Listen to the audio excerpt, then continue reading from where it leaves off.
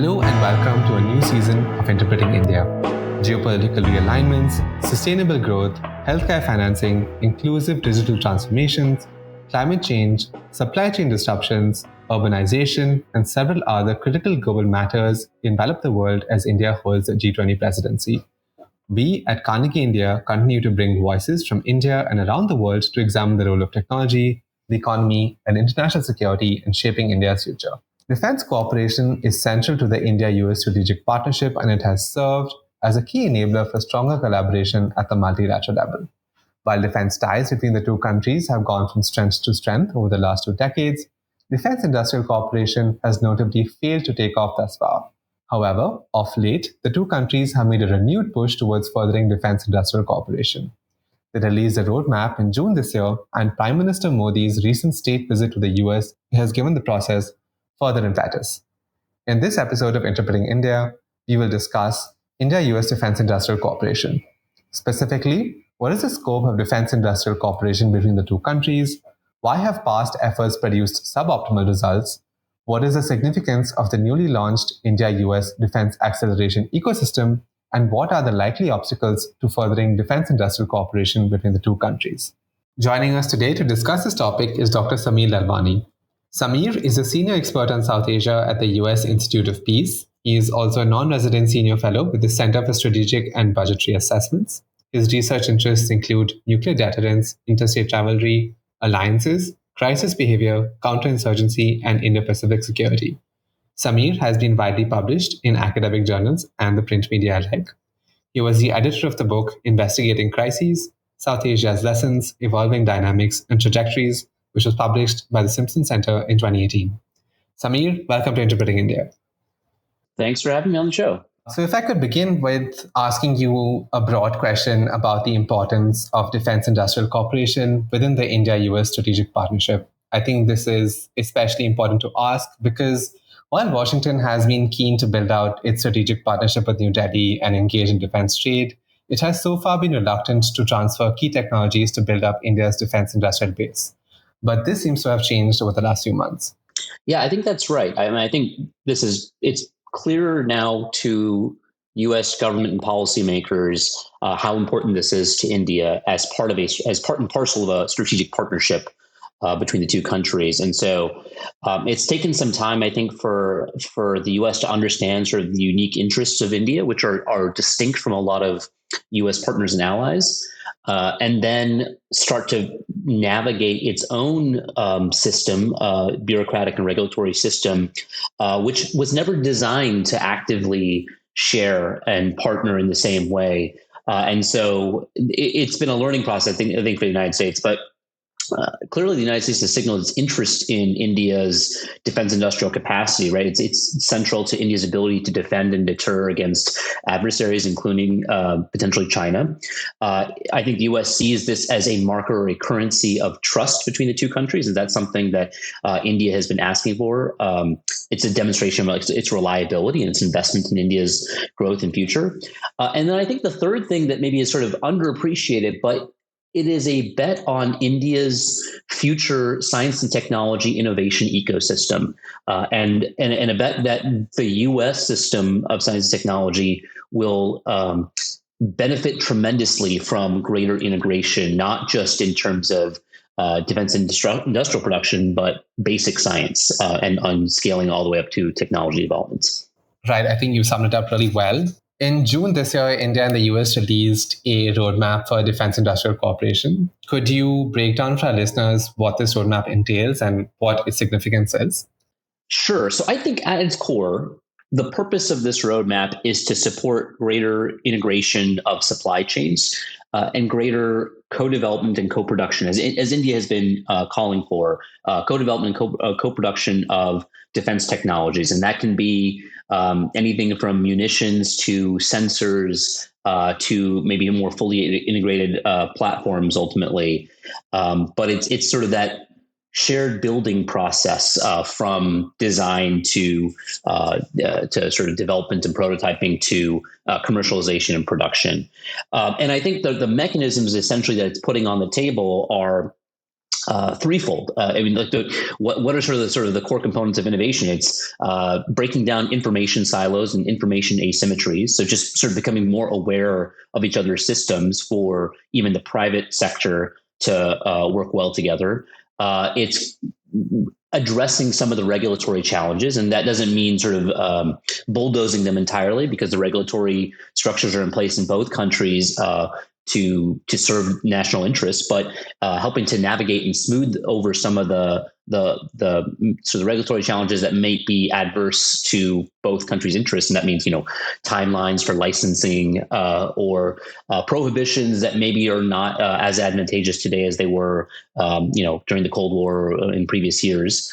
And then the third is capital formation and sort of identifying, whether it's seed funding through existing government programs, and both countries have their own small business and technology development funds, scaling up to more advanced or programs of record. But also in the private sector, there's a lot of venture capital that is interested in dual use technology. So I think it's trying to identify all those pieces and reduce the information gaps and obstacles between them, and essentially create the conditions for innovation. But ultimately, that will still depend on the private sector to take it from there. But I think it's really staging. It's the right staging ground for it. And just to mention, this is not the first time that India and the US are attempting to bolster defense industrial cooperation. In 2012, the two countries began the Defense Technology and Trade Initiative, or DTTI, but little has come of it. DTTI sought to cut through the bureaucratic red tape to promote the exchange of military technologies and create opportunities for the co-development and co-production of defense systems. Many of the same aims that the current roadmap has. But unfortunately, none of the projects identified under the initiative ever materialized. If you could tell us what eventually led to the DTTI's suboptimal performance, and what can we learn from its shortcomings? That's a great question. I think articles, or even books, need to be written on this because there's probably a lot to unpack. And I don't think anyone sort of is a central repository for this information or this assessment of DTTI. But I've spent some time talking to people, at least in the U.S. government side, who stewarded it and oversaw parts of it for periods of time. And so I've come away with sort of my own conclusions. They may not be objectively the most comprehensive or correct ones, but I'll take a shot at it. So I think at its core, DTTI was a product of mismatched and maybe compound expectations. And it comes out of the name itself, right? U.S.-India Defense Technology and Trade Initiative. And as I understand, there was even a dispute as to whether this is a technology initiative or whether it was a trade initiative, and which one should be foregrounded over the other. And so even like the order of technology and trade, or trade and technology, was a bit of a dispute, right? And that sort of speaks to a larger challenge, which is we had two defense systems, both ministries of defense, defense bureaucracies, agencies, but also ecosystems that were just very unused to dealing with each other. And so there was a lot of feeling each other out and figuring out how the other side works and operates, and where sort of the centers of power and decision making are, and where the resources are. So there was a lot of, I think, learning that needed to take place. That was a necessary process, maybe even sort of a process of failure, but learning through failure at times, right? So we should speak to some of the successes of DTTI first of all, because it did produce some things. So number one is, I think it helped move along the foundational agreements between the U.S. and India. And these foundational agreements on shared logistics, on communications and geospatial sharing, these are frameworks, these are legal frameworks for what is and is not possible. They're a floor, they're not a ceiling. And I think for the U.S. government, because we're a highly legalized bureaucracy and state, for the U.S. government to do anything, it needs legal frameworks for all this stuff. And I think it took a while for the U.S. and India to come to agreement that the legal framework was not it was not a requirement, it was not a condition, it was not a constraint. It was simply a facilitator of future sharing of information and intelligence and reciprocal logistics. So I think that process was moved along by DTTI. I think we learned about each other's systems. We learned from some failed efforts. There were a lot of working groups on aircraft carrier technology and jet engine technology, and some smaller pilot projects on tactical drones and roll-on, roll-off kits, and nothing was produced from that, but a lot of discussions were had that helped each other learn about our systems and what was possible. I think ultimately there was an agreement signed, an air-launched UAV program that I think is still in the prototyping phase, where both the Air Force Research Labs and DRDO are working on their own respective sort of parts of it, and eventually going to prototype and maybe aim for some sort of commercialization of this in the future. But that was kind of like the only actual concrete project that was agreed upon and concluded. So that I think again goes back to this mismatched expectations, right? Like the United States thought that part of this mechanism was to facilitate greater foreign military sales, and it was the trade part of DTTI. And I think the U.S. government sincerely thought this was about sharing technology, but its understanding of what sharing technology means to India was different from India's, right? So the way the U.S. thinks of sharing technology traditionally with our partners and allies is the freedom to sell really complex and sensitive platforms like an F-35 or a Patriot 3 missile battery or THAAD missile defense system, missile defense system. And for India, sharing technology did not mean the ability just to purchase something, but to actually build something either together or as sort of in terms of licensed production, where it could learn from that process and iterate off of it and develop and indigenize its own capacities. And those were very different expectations of what technology sharing meant. And in some ways, it was also a misunderstanding of what the incentive structures were for the United States. I mean, a lot of this technology is owned by private companies. The intellectual property is owned by private companies. So why would a private company give up the most valuable resource it has for free to another country or at such a discount?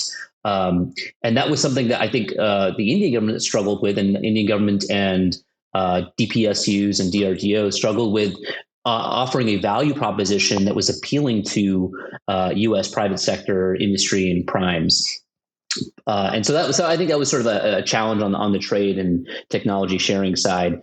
There were some bureaucratic mismatches as well. Like, for example, the U.S. government, in an effort to really move this along, set up something called the India Rapid Reaction Cell within the Pentagon, which was meant to essentially accelerate these bureaucratic processes. And the expectation was that India would set a similar one up in the Ministry of Defense, and I think that never happened. And so there was some asymmetries in our bureaucratic processes as well. But maybe the biggest thing that was missing from this whole effort was there wasn't a sort of a really important propellant. And by that, I mean an urgent challenge that warranted us to use political efforts to overcome default bureaucratic processes.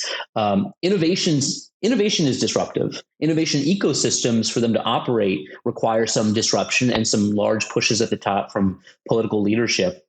And they often don't happen in the absence of a challenging security environment, because under certain status quo conditions, distributional politics rules and outbids any disruptive innovation efforts. So in this case, I think the lack of a China threat early in 2012, or sort of the urgency of the China threat, was not nearly as pronounced a decade ago as it is today. And because of that, and because rather that China has become sort of this much larger challenge for both countries, I think it has propelled both sides to take significant political efforts to overcome their default processes, their default sort of bureaucratic processes, and work together better. So there's a sense of urgency at stake today. And do you also think there was a question of Indian capacity when it came to implementing some of the projects under DTTI? Yeah, that's a good question. I mean, I think there's two types of capacity we can break it down into. One is bureaucratic throughput, and then the other is like engineering labs and and defense production facilities. I think maybe on both there's maybe some differences in what the U.S. would expect. But I think the bigger challenge was the bureaucratic throughput. I think at some level, Indian labs are pretty good at developing technologies and prototypes and then producing them. They are sort of modeled a lot off sort of the Soviet system, and I think there's a lot of sort of Soviet influence in the Indian defense technology ecosystem. But that's fine. The Soviets built some very capable technologies. But I think it was really on the bureaucratic throughput side that was a challenge, at least for the United States. And it's still, I think, to some degree, is a challenge today. Sometimes you see that there's in a meeting between the Pentagon and the Ministry of Defense, there's almost like a 5-to-1 ratio of U.S. Action officers or sort of grunt level decision officers making decisions and trying to move paperwork and make choices and bureaucratic systems move along. And on the Indian side, there is maybe one, and so there's just a lack of capacity, but then also maybe a lack of decisional autonomy, right? And I think that's where there's a difference in our systems, where I think action officers at the lowest level, like a 25-year-old working in the Pentagon, has some authority to make some choices, not necessarily to press go on a system, but to make a decision to move a file up the chain, and make a decision to have a conversation and report back on something. And sometimes that doesn't seem to be the same level of empowerment in the Indian MOD. But I think things are changing, right? I think things are starting to move along. But that to me, I think maybe was the bigger capacity problem than the research and development technology prototyping side. Right. Coming to some successes when we talk about defense industrial cooperation. So during Prime Minister Modi's recent state visit, General Electric and Hindustan Aeronautics Limited signed a deal to co-produce fighter engines in India. The GE414 jet engine that will be manufactured under the agreement will power the Tejas Mark II, which is an indigenous fighter currently being developed in India. The two countries have described the GE deal as trailblazing. And it will also see a greater transfer of US jet engine technology than ever before, around 80% by value, if I'm not mistaken. But there are also critics, and they have pointed out that the GE414 is actually technology from the 1980s, and it's not really something to celebrate about. How do you view the GE engine deal? Okay, so I think there's several benefits to the GE deal. So first of all, I think it's a very significant deal, right? This is something that, number one, India has been asking of the United States for over a decade, right? Jet engine technology, as I mentioned, was part of one of the original working groups in DTTI, and I know that there was a deal sort of on the table, even over the past decade that India balked at because it ostensibly was not enough technology transfer, and we can get into what technology transfer means and what these percentages are. But look, at the end of the day, the United States did what India asked and came and delivered sort of even more than what was possible even 5 years ago. So it's a stepwise sort of change in what's being offered. There's clear military utility to the system, right? Even if it was simply just a GE engine being sold to India, not produced in India, you would have essentially a better powered fighter aircraft than Chinese have. And that's very important, right? It's important for defense of the LAC and defense of sort of Indian borders, especially when you're dealing with China that can always beat you in quantity. And so you really need to have some sort of asymmetric advantage, and that's going to be the quality of your engines that allow for sort of greater thrust and duration and sustainment over its life cycle as well. So there's clearly a military advantage to having these engines power the Tejas II, but also maybe the AMCA in the future. The second is that I think for the United States, this was a really costly political signal, right? For the longest time, the U.S. would sort of punt on this and say, look, this is industry decision. This is not our decision. We have our regulatory processes in place, just except these are our constraints. And in this case, the administration sort of went to great efforts, arguably Herculean efforts, to overcome all the obstacles that it once said prohibited it or disabled it from providing this deal or sort of facilitating this deal. And I think that meant, leaning on the regulatory permissions community and pushing them really hard, pushing GE even as well, and clearing the way for this deal to be possible. And again, I think it speaks to sort of the threat environment that we're in. That I think China is a much more concerning challenge for the United States and for India today than it was even 5 or 10 years ago. And so because of that, there's a sense of urgency and a desire to overcome, as I said, bureaucratic default decisions, which tend to sort of default towards no rather than yes. And so I think that costly signal should not be ignored, right? It is not simply about the deal itself, but what the U.S. is willing to do and how much it values the partnership with India. So those things I think are important to value on their own. But then let's talk about the technology sharing element of this. So yeah, 1980s technology and only 80% of the value being shared. Sometimes I don't really know what we mean what the denominator is when we say 8% of technology is being shared with a country. I think you said value. Sometimes this could be like sort of the number of components, even how you value certain components may not just be about pricing, but about exclusivity or the difficulty of producing something. In this case, I think that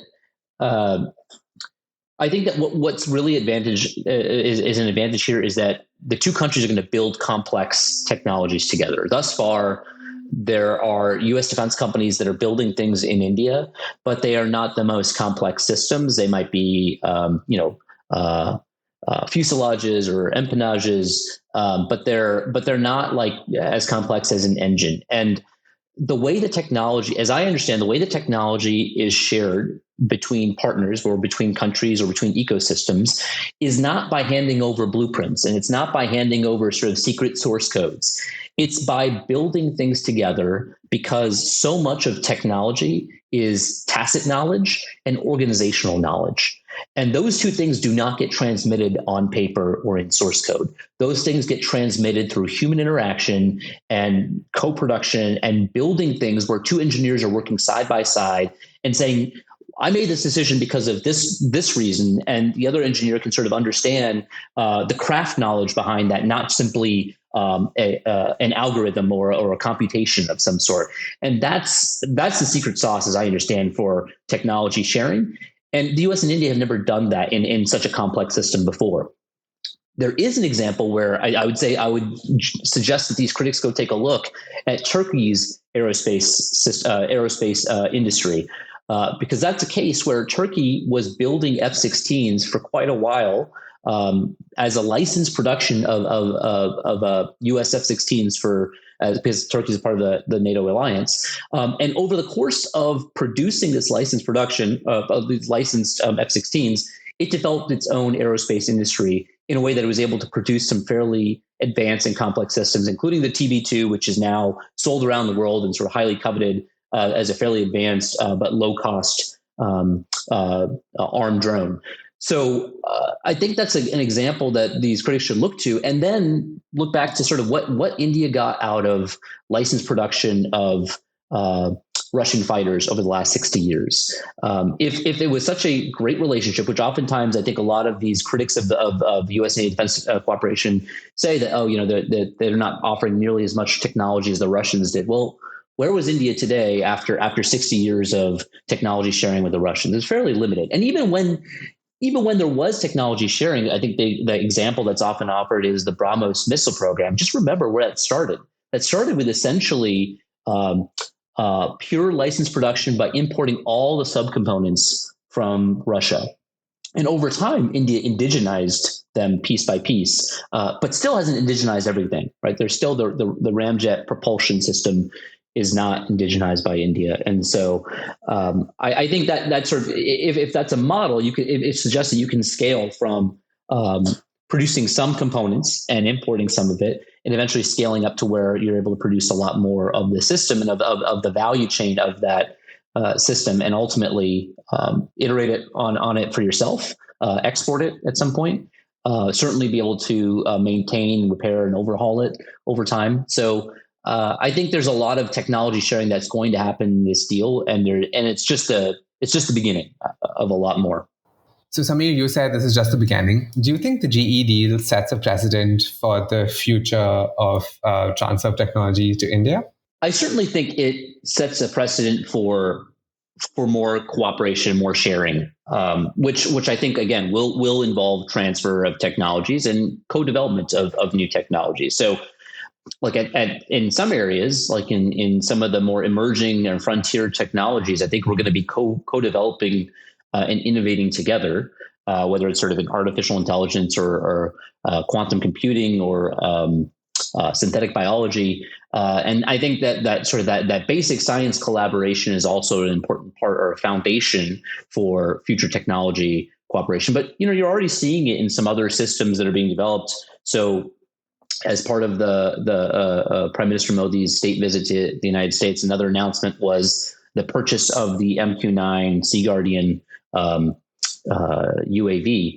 And in that case, as I've seen reported, that system, while it's produced and assembled by General Atomics, is going to source a lot of Indian subcomponents and contributions. So I believe that Bharat Forge is going to do some actual material production. I think HAL is supposed to will have an agreement to do maintenance, repair, and overhaul. And there are two Indian startups that are producing pretty advanced subcomponents that will be built into future MQ-9s.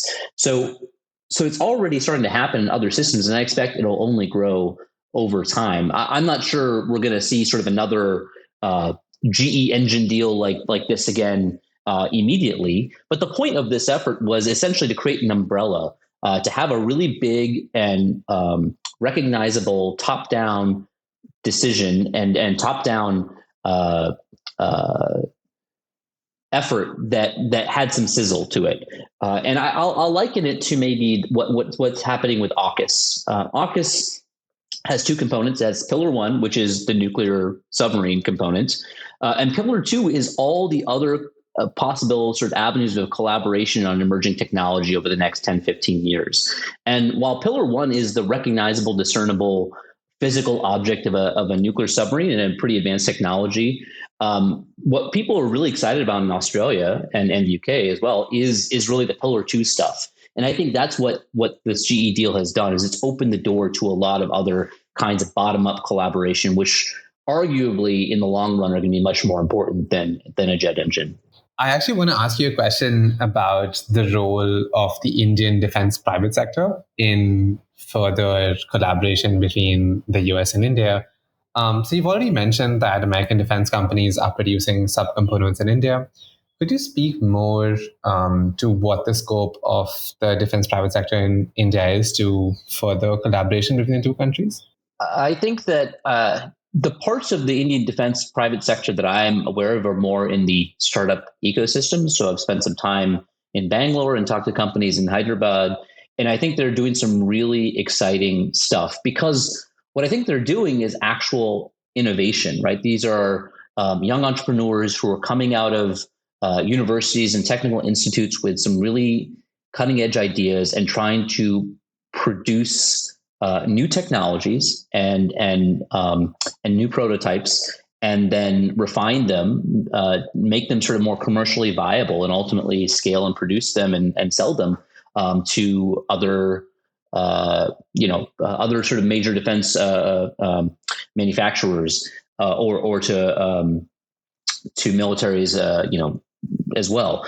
And that's, I think, is really exciting. I mean, there's certainly a number of major players in the Indian defense private sector, but I think the action is really at the startup and small to medium enterprise level, because I think that's where true innovation is taking place, and there's a lot of opportunity to scale that and to connect that with supply chains around the world. Right.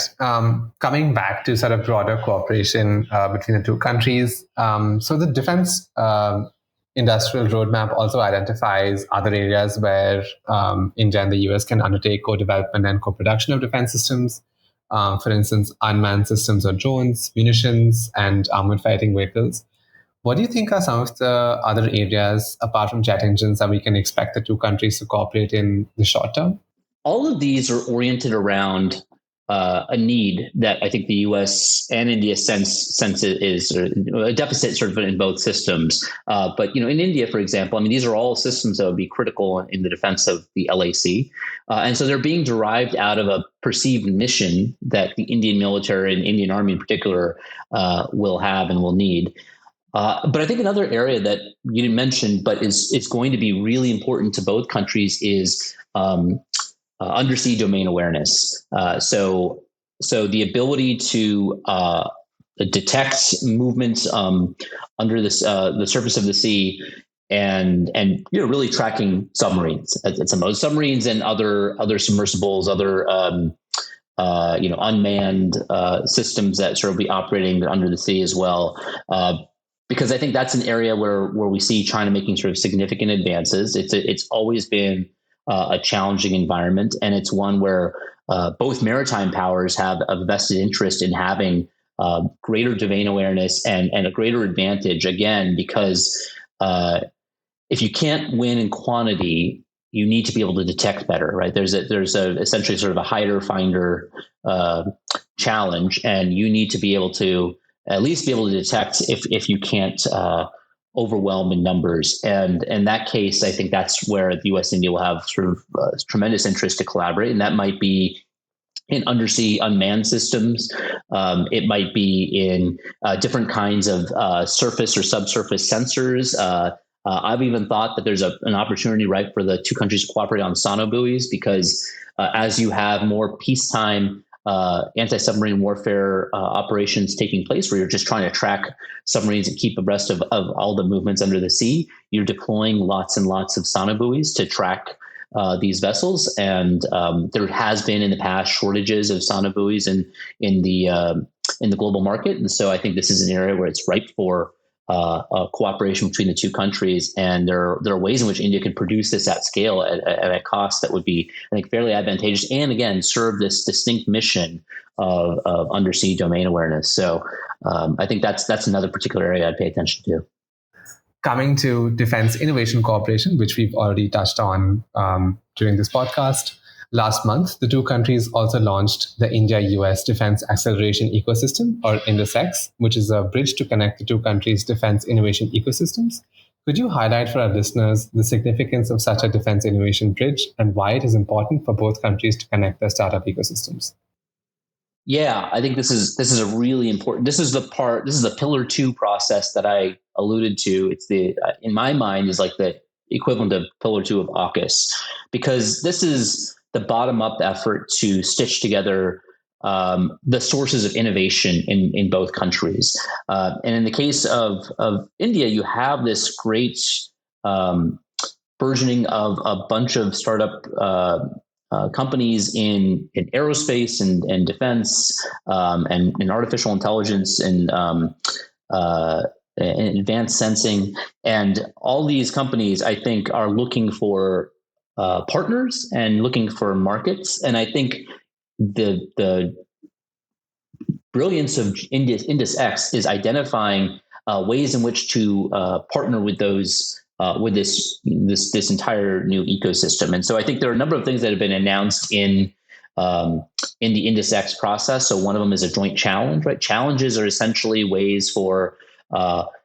major companies and countries and services to scout new technologies, to identify them, and then to partner with them and partner with the companies and help them develop those technologies. So there'll be probably sort of an engineering side to the development, but then also a business development process as well to make them commercially viable. I think what they're looking to do is also do greater foreign comparative testing. So again, this is an opportunity where like Indian companies will be able to have their prototypes tested in fairly advanced conditions to see if they sort of meet certain standards, and they can be certified, verified, and then an opportunity to sell technology, but then also refine it. And I think sort of testing facilities, as I understand, are in short supply in India. And so this would be another way for the U.S. to sort of essentially lend spare capacity to the Indian startup defense ecosystem. Mentor-protege agreements are being discussed pretty actively. I think there's not like a formal decision yet on this, but this is how a lot of small companies in the United States develop and sort of improve, is to partner with a larger prime, where they might want to acquire the technology, they want to be purchase that technology, or make sales purchases, and then in the process of doing so, help them refine and improve the technology to make it compatible with a major system that Prime is developing. So that mentorship process, as I understand, talking to a number of companies, is very important. And again, it's on the technical side, but it's also on the business side, and just navigating even the regulatory side as well, navigating some of the complex processes, of the legal processes you have to navigate in order to sell to a foreign entity, to sort of collaborate together to share technology information between two foreign entities. So I think this framework is really helping to, again, break down the information silos, clear back some of the regulatory brush, and then identify where there are sort of sources of capital, and help venture capital identify some good prospects so they can put money and resources into developing these companies and these technologies. And do you think there are any quick wins that the two countries can work on in the short term to keep the momentum going? I think the joint challenge process will probably be a quick win. And I don't think it'll be quick, but I think it'll be a win when it happens, because I think that's where you'll start to see both the Indian and U.S. sides identify what are the technologies they're most interested in, what are the domains and mission sets that they're most concerned with, and collectively identify the right companies or the right technologies to meet those needs. So I think if we see a joint challenge, that'll be a pretty significant marker that this is working. Right. And coming to my last question, what are the likely obstacles to furthering defense industrial cooperation between the two countries? So I think there are two kinds of obstacles in general that I have read in the literature on innovation and even defense innovation. I think there are two kinds of obstacles. The first is market failures. And that's oftentimes when that happens oftentimes when certain actors want to capture and constrain the market in certain ways, or prevent government from putting resources and capital into spurring that innovation. And that could happen, on the U.S. side, if private industry decides that it doesn't want to be sharing technologies, it doesn't want to be sort of compelled to sharing technologies, they sort of just might sort of sit out this process. Although that doesn't seem to be the case. It seems that private industry is really enthused about the long-term prospects of sourcing from India and sort of collaborating and developing technology in India. But it's a possibility, and it's similarly a possibility that that parts of the Indian public sector defense industrial complex might not be so happy with the private sector taking on a larger role, even though it is clearly identified by the prime minister and by political leadership as an important goal for India. So you could have some market failures that result from that. There's another set of failures that you have to be attentive to in innovation, which is network failures. And in this case, this is about the as I said, a lot of it is information, but it's about information and reducing friction between STEM labor, between science, technology, and engineering labor, entrepreneurs, research and development institutions, skilling institutions, universities and technical institutions, investors, both sort of international investors and domestic investors and capital formation, expertise networks, foreign exports markets. So all these things need to be networked together for a successful innovation ecosystem to happen. And in the absence of that networking, whether because of, as I said, political or regulatory obstacles, or because of information gaps or asymmetries, the whole enterprise could not take off. And so I think there's going to be a sort of continuous effort for all these actors to be linked together. And accelerator programs are essentially that mixing bowl.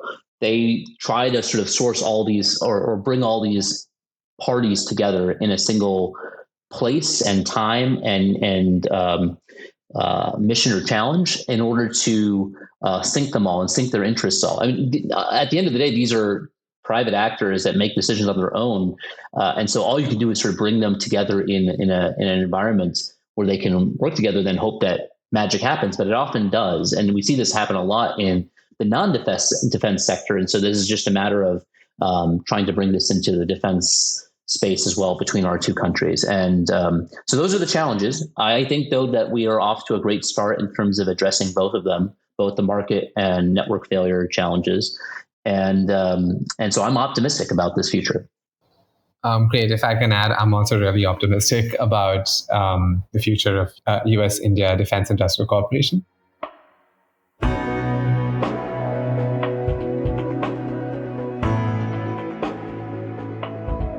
We'll be back in 2 weeks with a new episode. To make sure you don't miss it, be sure to subscribe on Apple Podcasts, Spotify, Stitcher, or wherever you get your podcasts from. To learn more about our research and team, you can visit us at carnegieindia.org. You can also find us on social media on Twitter, Facebook, and Instagram. Thank you for listening, and see you next time.